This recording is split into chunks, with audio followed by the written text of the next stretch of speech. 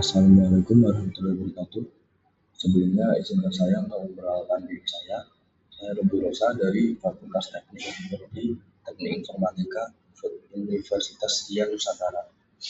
Saya di sini akan memaparkan jawaban saya tentang UAS pengantar kecerdasan buatan dengan dosen pengampu Bapak Ari Hidayatullah, SSI MKOM. Baik, di sini saya akan melalui slide pertama.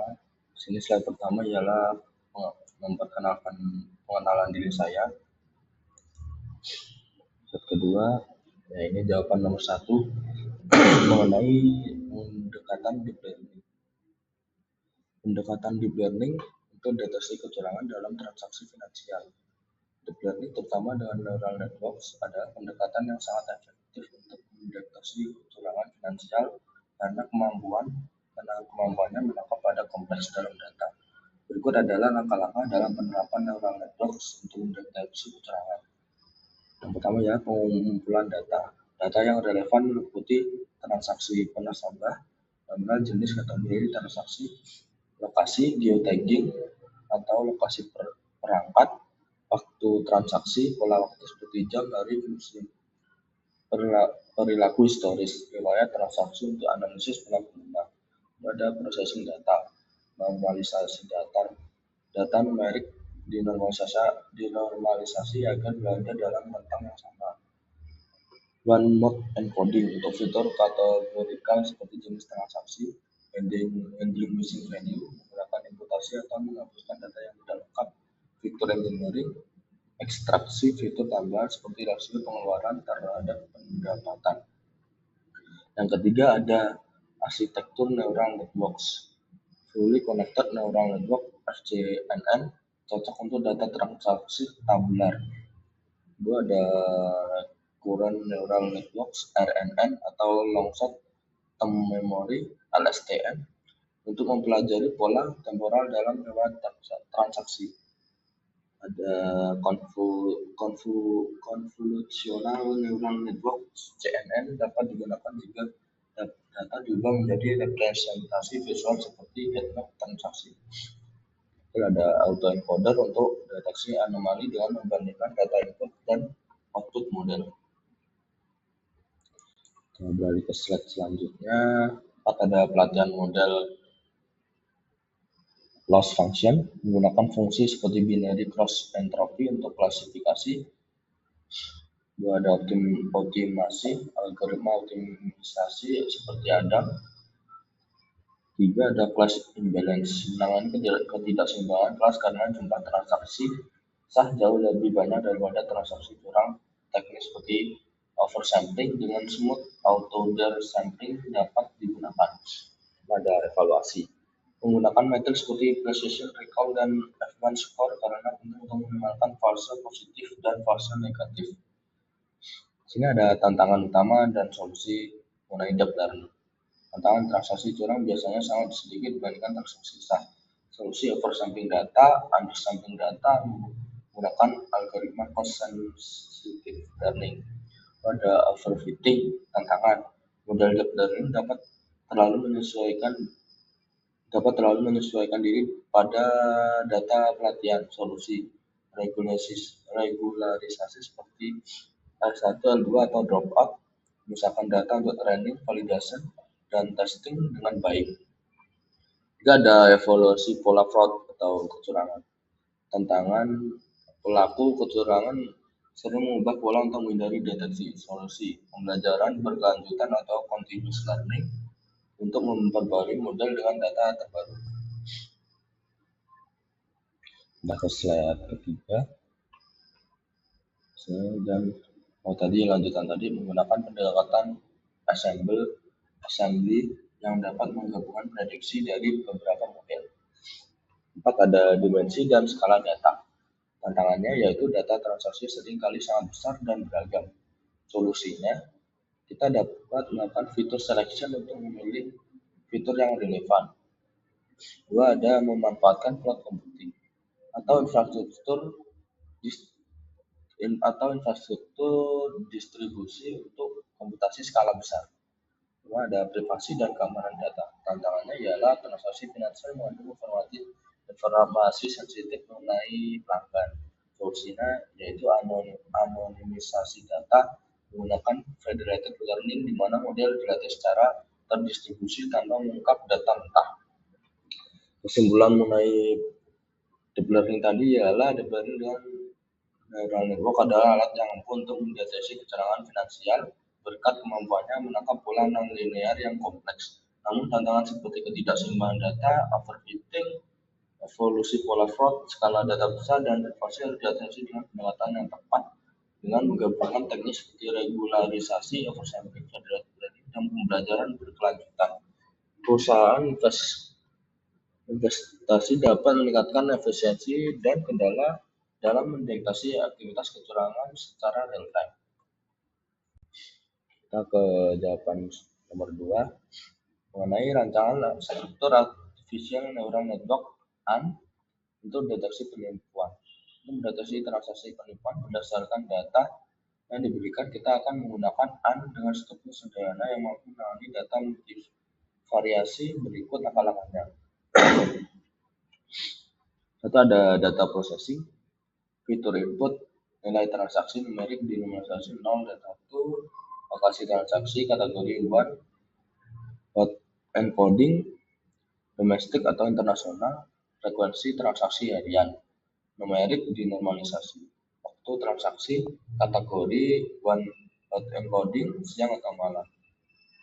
Target output, label, binar, 0 normal, 1 mencurigakan, tidak seimbangan data. Gunakan oversampling, misalnya smooth atau white brush untuk menyeimbangkan kelas. Desain struktur ANN. Input layer 6 neuron, representasi fitur input. Hidden layer 1, 16 neuron, aktivasi ReLU. Layer 2, 8 neuron, aktivasi ReLU. Output layer 1 neuron, aktivasi sigmoid, menghasilkan probabilitas. Loss function, binary cross entropy, optimizer, Adam, default learning rate 0.001. Lanjut ke slide selanjutnya. Sini ada gambar visualisasi untuk struktur ANN. Ini ada input layer dengan 5 neurons. Lalu ke bawah ini sebenarnya ada ke arah ke bawah. Hidden layer 1, 16 neurons, ReLU. Bawah lagi hidden layer 2, 8 neurons, ReLU. Bawah lagi outputnya output layer 1 neuron dan sigmoid. 4. Mitigasi kesalahan prediksi. Menggunakan false positif. Definisi transaksi normal diklasifikasikan sebagai mencurigakan. Mitigasi fokus pada precision tingkat threshold sigmoid untuk mengurangi FP. False negatif FN. Definisi transaksi mencurigakan diklasifikasikan sebagai normal. Mitigasi fokus pada recall gunakan big loss untuk mendeteksi lebih banyak penipuan. Evaluasi dan pengaturan threshold. Metrik evaluasi.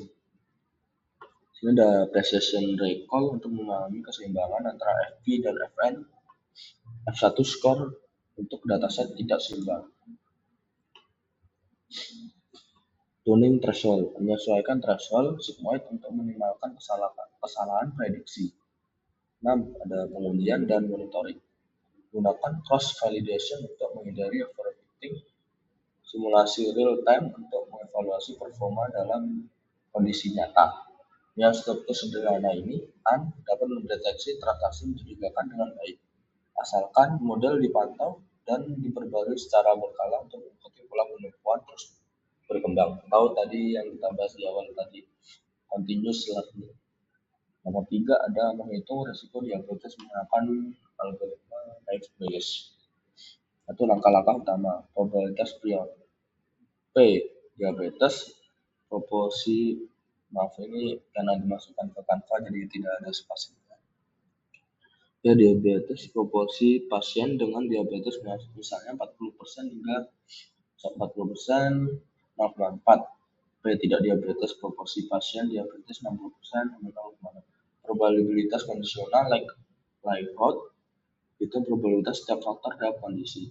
P. Makanan manis diabetes, P. Makanan manis diabetes dan seterusnya. Di sini rumus naive Bayes probabilitas dihitung dengan proporsional terhadap hasil. Dan F adalah gabungan semua fitur. Nah, di sini ada contoh perhitungannya, yaitu data historis, faktor, PX diabetes, PX tidak diabetes. Makanan manis, faktor, ya 0,8 diabetes, 0,4 tidak diabetes, tidak berolahraga, ya 0,7 diabetes, 0,3 tidak diabetes, riwayat keluarga, ya 0,9 diabetes, 0,2 tidak diabetes. Usia dewasa juga mempengaruhi faktor ya, 0,5 diabetes, 0,4 tidak diabetes. Probabilitas biar P diabetes 0,4, P tidak diabetes 0,6. Angka 1 likelihood untuk diabetes. Probabilitas diabetes diberikan kondisi F proporsional terhadap hasil kali 0,8, 0,7, 0,9, 0,5, dan 0,4 yang sama dengan 0,1008. Angka 2 likelihood untuk tidak diabetes. Probabilitas tidak diabetes diberikan kondisi F proporsional terhadap hasil perkalian 0,4, 0,3, 0,2, 0,4, dan 0,6 yang menghasilkan nilai 0,01152. Angka 3 prediksi. Karena P diabetes 0,1008 lebih besar P tidak diabetes, F 0,01152 P diabetes, F sama dengan 0,1008 lebih besar P tidak diabetes, F sama dengan 0,01152. Hasil prediksi menunjukkan resiko diabetes lebih tinggi. Ini ketiga ada analisis dan rekomendasi. Kelebihan efisiensi untuk dataset kecil, sederhana, dan tepat. Keterbatasannya ialah asumsi dependensi, tidak semua fitur sepenuhnya dependen. Kedua, ada distribusi data, bias jika data tidak representatif. Rekomendasi, gunakan data historis yang representatif, evaluasi dengan matriks seperti precision, recall, dan evidence score. Untuk kasus kompleks, pertimbangkan model seperti decision tree atau logistic regression. Model naive Bayes efektif jika asumsi independensi terpenuhi, namun penting untuk mempertimbangkan opsi lain karena meningkatkan akurasi data. Nomor 4 ialah algoritma pembelajaran mesin untuk klasifikasi produk. Untuk mengklasifikasi produk baru ke dalam kategori yang tepat berdasarkan deskripsi dan atribut lainnya adalah beberapa algoritma pembelajaran mesin yang relevan. Satu, di sini kita bisa menggunakan naive Bayes. Naive Bayes adalah algoritma probabilistik berbasis teorema Bayes dengan asumsi independensi antar fitur. Algoritma ini sangat cocok untuk klasifikasi teks atau data kategorikal. Kelebihan sederhana dan cepat diterapkan, efektif untuk data dengan banyak fitur, cocok untuk klasifikasi teks. Kekurangan, asumsi independensi antar fitur sering tidak realistik yang dapat mempengaruhi akurasi, kurang cocok untuk data yang sangat kompleks atau saling bergantung. Ada support vector machine SF atau SVM. SVM bekerja dengan mencari hyperplan terbaik untuk memisahkan kelas-kelas dalam ruang. Fitur algoritma ini kuat dalam menangani data berdimensi tinggi. Kelebihan efektif untuk data berdimensi tinggi dan non-linear, unggul dalam klasifikasi teks seperti analisis sentimen. Kekurangan, membutuhkan tuning parameter, misalnya kanal dan regulasi yang cermat. Kurang efisien pada dataset yang besar. Random forest adalah algoritma ensemble yang menggunakan banyak decision tree untuk menghasilkan prediksi yang kuat dan akurat. Kelebihan random forest yang menangani data dengan banyak fitur tanpa risiko overfitting, secara otomatis mengatasi fitur yang tidak relevan, baik untuk data kategorikal dan numerik. Kekurangan, lambat saat melakukan inferensi, kurang transparan dibandingkan dengan decision tree tunggal. Ini ada algoritma logistic regression. Logistic regression adalah model statistika yang sederhana sering digunakan untuk klasifikasi binar dan multi kelas.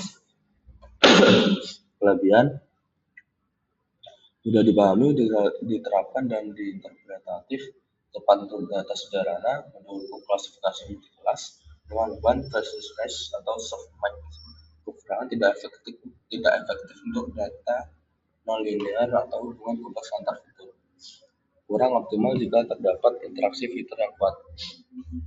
Kelima ada algoritma Knowledge-Network atau KNN.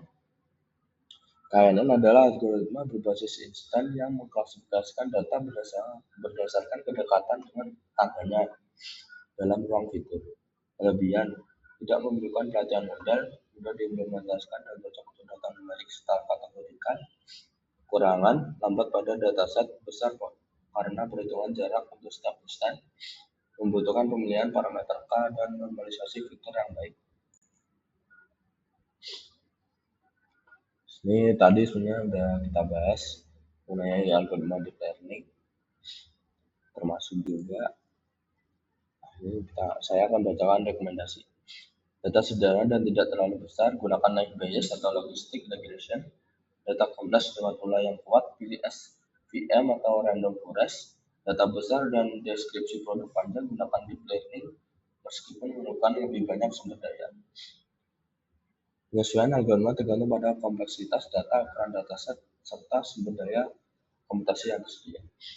Baik, sekian presentasi dari saya untuk UAS pengetahuan kecerdasan buatan. Sekian, terima kasih.